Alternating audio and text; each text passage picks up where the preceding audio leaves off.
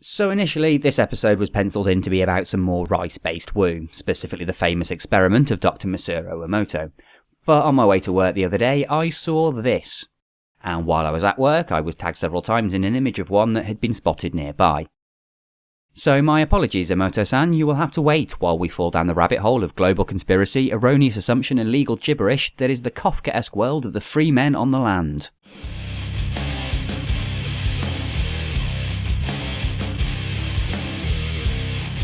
Freemen on the land is a term used to describe loosely affiliated bunch of people from around the world who have a rather idiosyncratic view on how laws work.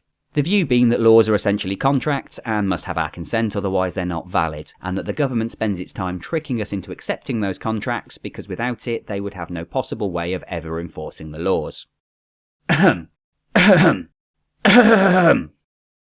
A word of warning, if you're in any way planning to use the Freeman-style legal defence, then prepare for the court to not only rule against you, but to be found in contempt of court, fined, imprisoned, and if you start spouting silly claims about maritime versus common law, expect to be told to sit down and shut up. Any Freeman victories you encounter will tend to be little more than someone going into a court and saying, "I don't believe you," blowing a raspberry and then running off declaring themselves the victor.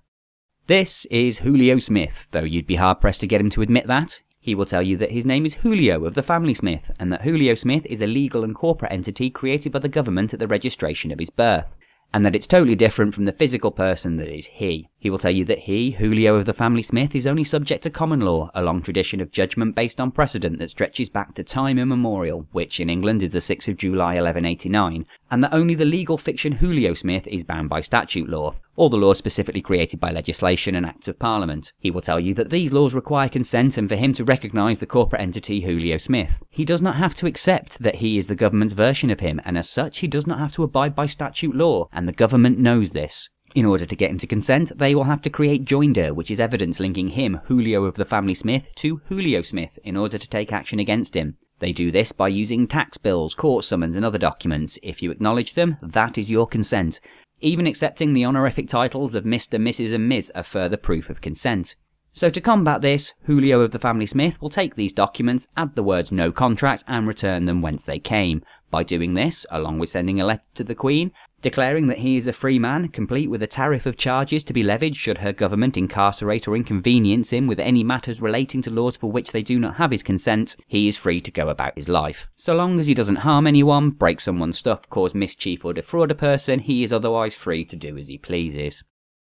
The Freeman thing has been about for some time now. It started in the States and has made its way around the English-speaking world, probably because we all have very similar foundations to our legal systems, most of them inherited it along with the language, which plays nicely into the global conspiracy element of it. Because of the various and often opposite legal terms the movement uses, it's a nice one-size-fits-all legal defence.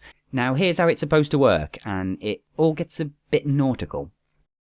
Freemen believe that statute laws are maritime admiralty laws and are a commercial code, and as such are only applicable to corporate entities, not human beings. So a legal version of you is created. Essentially, it's the company of you, and that's what the government takes action against. The nautical bit comes in when they take anything with a hint of navy about it to make a connection. Words ending in ship, the dock, and the homophones of birth and birth.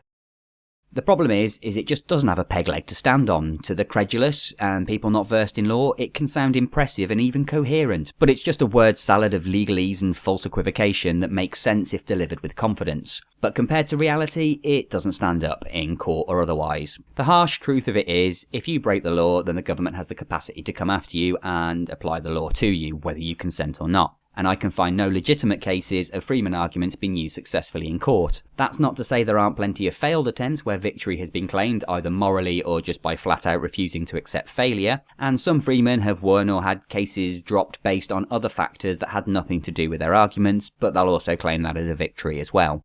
Now, I hate the daily grind of life as much as the next guy. I know going to work every day so you can afford to not die and be able to go back to work the next day sucks. So I can see how the idea of a concept based in our own legal system that not only proves the man has been keeping us down since the 6th of July 1189, but also gives you a clever way to opt out of it while standing there giving said man the finger in the process can certainly be an attractive one. But it's just wishful thinking that not even a wishing machine could make real. Now, if you know this is bunk and you're literally doing it to give grief to the powers that be, then, well, I guess fair play to you. As long as you're aware that any small victories of sending the odd bailiff packing, or just being so awkward that companies you owe money to stop calling, are only victories out of sheer stubbornness rather than validity. You won because you were more trouble than it was worth. Now, I will admit that can be an effective tactic, but if you're using this argument to be able to live by common law, which you're possibly conflating with natural law, and then extending that to say, oh, well, I don't need to pay council tax, car insurance, or electricity bills, or avoid any other aspect of the modern world you don't like, you don't just need to send a letter to the Queen telling her you opt out of society. You need to actually leave society completely and stop using all its stuff.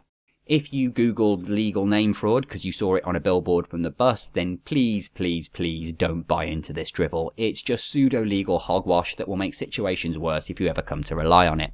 Even Alex Jones of InfoWars thinks this is quackery, which must be the mother of all stop clocks. And to the rest of you who are already aware that the law tends to apply whether you agree with it or not, and just because the application of law can involve interpretation doesn't mean you can interpret the law however it suits you, then thank you very much for watching, and I will catch you next time.